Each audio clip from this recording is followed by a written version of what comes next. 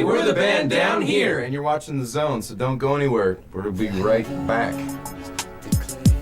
Welcome to the music capital of the world, Nashville, Tennessee. I'm Becca, coming at you with another artist interview. This one is from a band who have huge hearts for people. They actually interact, one-on-one with their fans. Here's Downhere, who have raked in a lot of dub nominations, including ones from this year. Downhere. Downhere. What is Downhere all about? Well, first off, what's the name all about? Downhere is just kind of a reflection of our hearts.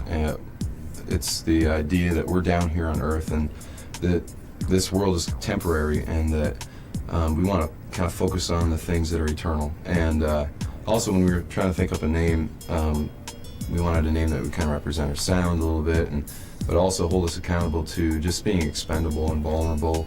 And as kids, we've been to shows where the artists would, be on stage and off, and you really didn't get a communication on a heart level, other than just through the music. And even from on stage, there's a level of, separation. And so that's kind of our name.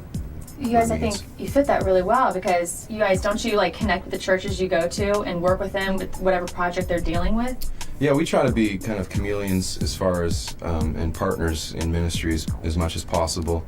We kind of have something that we definitely want to communicate throughout our music, but at the same time, we want to be able to use that to serve the church and to serve the local church and whatever other, whoever else can use us. We're just really into getting into the relationships of the place with the people at the churches we're at, wherever we're at. We're not always in churches, but so we do that by hanging out with them when we get there, helping them do whatever they need to do. If the stage isn't set up when we arrive, and we'll help clean it off and do that.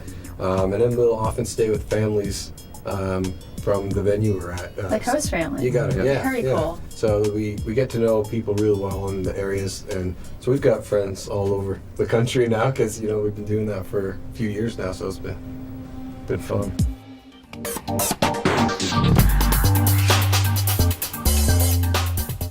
What motivates you to really go that far and to really connect? Why do you take the time to do that? Because people took the time to come and see us. Really, it's just cool to be able to. We have this platform that we're on a stage. There's lights sometimes. There's sound. Hopefully, most of the time. And we get to rock out, and people come to watch us and to be part of the night. And we want to be able to show people that it's not just about being on stage. Because for us, it's not. It's just we're up there, and so we want to be able to take that then down and off the stage and say, look, we're no different off stage than we are on stage, and see for yourself. And as much as you can say on stage, when you get when you're with people like we are right now, you can really get to know each other way better, and you can see each other's hearts, be a little more transparent than from stage. It's always kind of that chasm between the audience and the And we take our example from Christ. You see him with the children climbing on him, and just there's no separation between him and the people that he reached out to. And since we are the church, we are the body of Christ. I think that's the way we ought to be. Is expendable, vulnerable. Let's talk about your Will Play for Food tour. That's also very, very cool, and you don't see that happening a lot. Tell me about explain to our viewers what it is and what that's been like for you guys. We did a tour with a couple other bands, and we partnered with Food for the Hungry and headed out west and just had a real chance to, again, it was challenging people to get out of their church pew, to get out and live out their faith, to do love almost in a tangible way. And one of those opportunities we were presenting was sponsoring a kid through Food for the Hungry. But even beyond that, it was just do something. Get involved, step out, take risks, and get uncomfortable, and get involved and plug in somewhere.